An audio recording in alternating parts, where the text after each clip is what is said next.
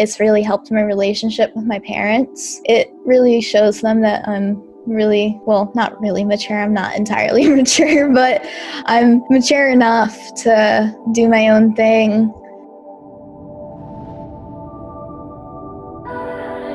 You're a UGC creator, and obviously you've done a bit on Roblox. Could you just give us a little introduction as to who you are, what you've done in Roblox? I actually didn't start 3D modeling until about 2 years ago, so I'm actually one of the newer people on the platform. I used to just take commissions on Twitter, and I wasn't very good at all.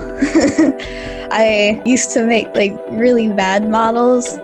Caffey, he hired me because like he saw that like I'd be able to improve. After that, I started working for building the games, and I made every single paintball gun that's in the game now.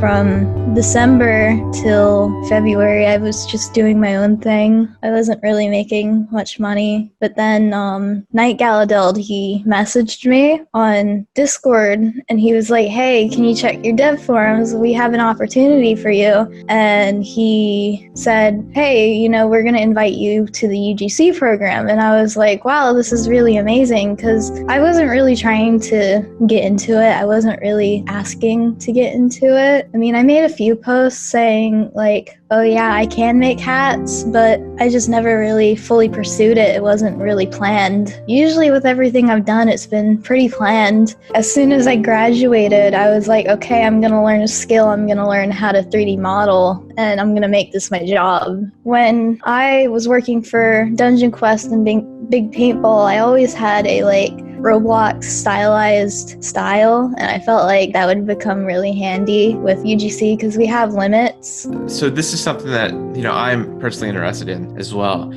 Could you walk us through the process, so start to finish, of creating a hat for the UGC shop?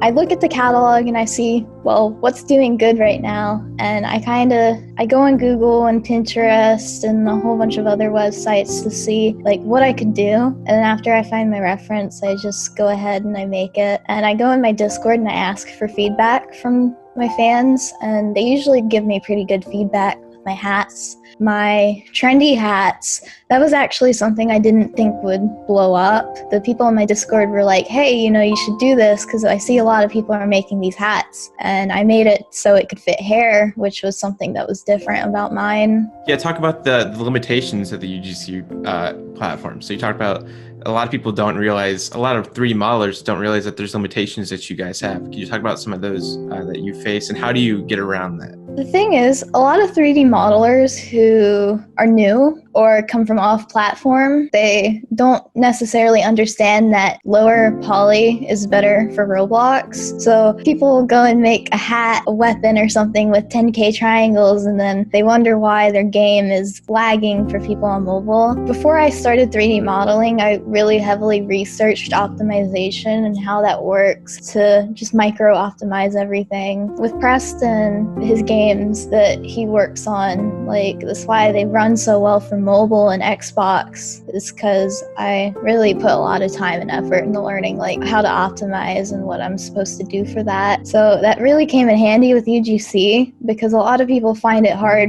making a hat look really good in the limits. That was something that I probably had an advantage with. But one thing I didn't have an advantage with was learning how to texture, because I was someone who did like really low poly stuff, I never messed with texturing. I had to learn how to do that for UGC. So next question, what does a day in the life of you, a 3D artist, look like?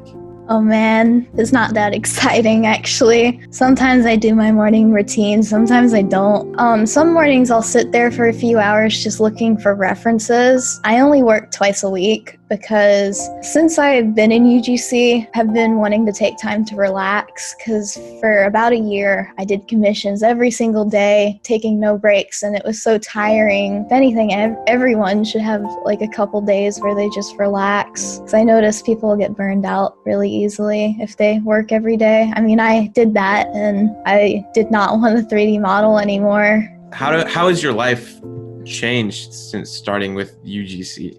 My life has changed a lot because my mom, she used to not think that it would be a sufficient amount of money. I mean, in my first year, I made enough to be a little bit above minimum wage, but not a lot. My mom, she was like, "You're wasting your time. You should go to college." And I was like, okay.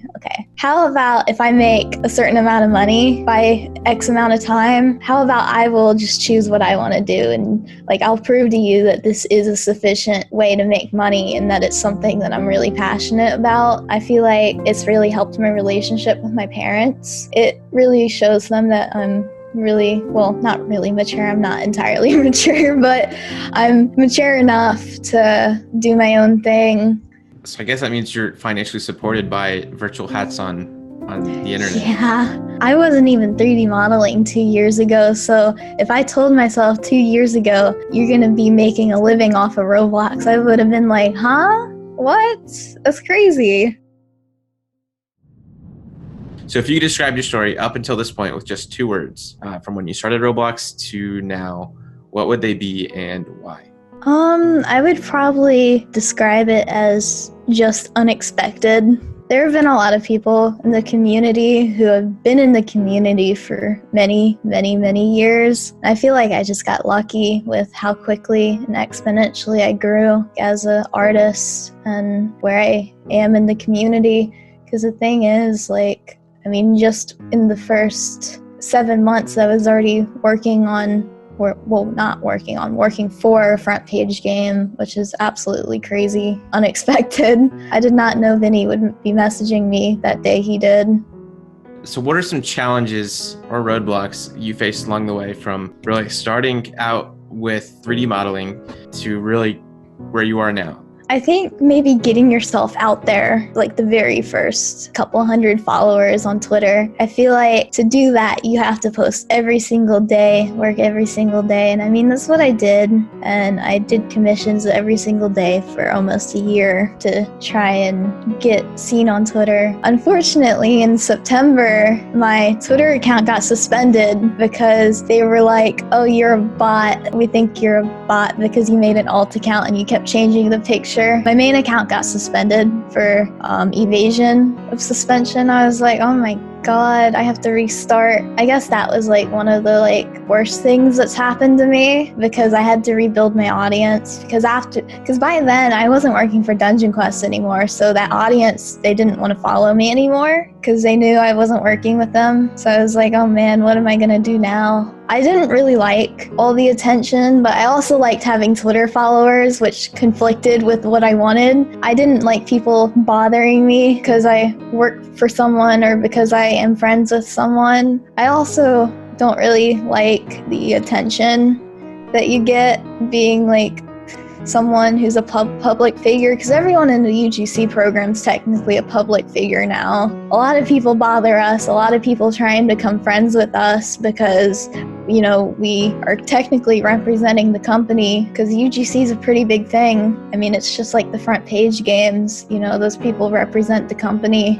As you become more known, you have to close your friend circle a lot more, because sometimes you don't know if people are just sticking around to try and get what you have. I've had to cut off a lot of friends just for that reason.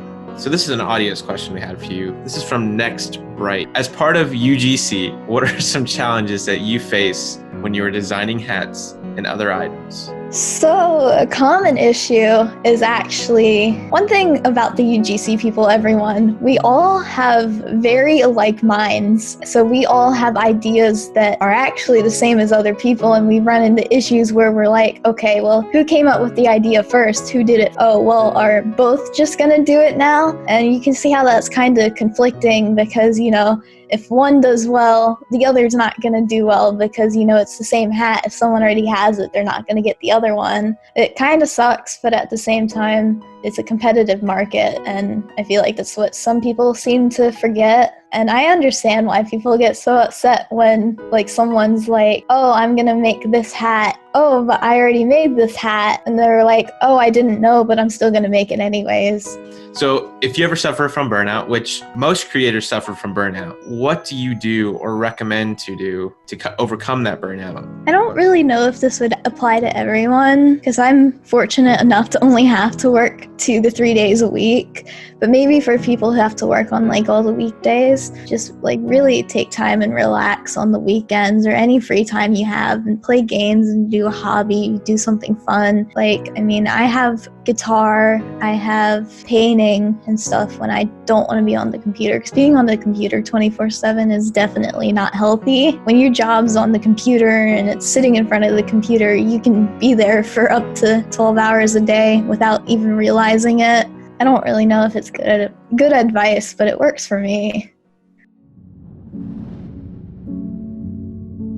I don't think UGC is going to be around forever. They didn't say anything about this, but I personally think it's going to become the catalog, the clothing catalog. I really feel like something like that's going to happen, where they open the floodgates to letting everyone into the program. It's just going to become even more of a monopoly. So I need to plan what I'm going to do in the future so I can keep making money and keep having a stable income. And that really scares me because a lot of us in the program, even my friends say yeah, this definitely is not going to last forever. So I want to learn how to program and make my own games because I feel I already know the 3D modeling. I already have some background in UI and interface, but I just know how to use the programs enough to where I can do something with it. And I guess that leads into the final question.